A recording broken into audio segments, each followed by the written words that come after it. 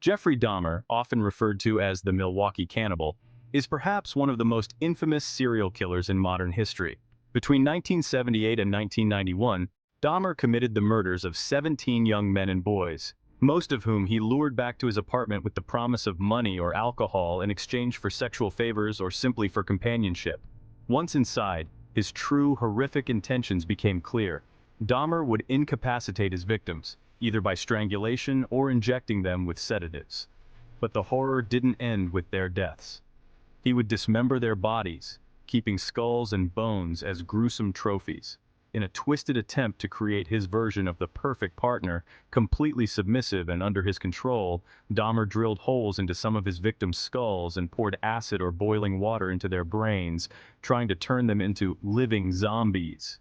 But what truly shocked the world was Dahmer's admission to cannibalism. He confessed to eating parts of his victims, mainly the heart, biceps, and portions of thighs. Dahmer believed that by consuming his victims, he could keep them with him forever, a manifestation of his deep-seated desire for total possession and control.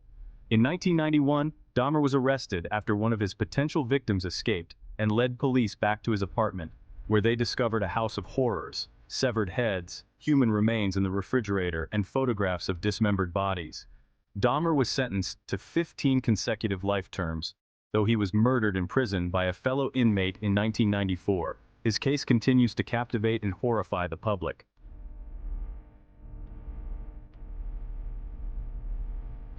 Luka Magnotta, a name that's now synonymous with internet infamous brutality, shocked the world in 2012 with a crime so heinous that it blurred the line between real life and the darkest parts of the web. Magnotta was a former adult film actor and online personality with a history of disturbing behavior.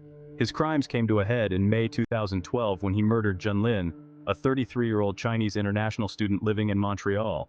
Magnotta filmed the entire murder, posting the video online for the world to see. In the gruesome footage, Magnotta is seen stabbing Junlin repeatedly with an ice pick before dismembering his body. But what horrified viewers even more was that Magnotta engaged in acts of cannibalism on camera, consuming parts of Lin's body while playing with the remains as though they were toys. Magnotta didn't stop there. He mailed pieces of Junlin's body to political offices and schools across Canada in a grotesque effort to spread fear and gain notoriety. An international manhunt followed, as Magnotta fled to Europe, but he was eventually caught in Germany after being recognized in an internet cafe.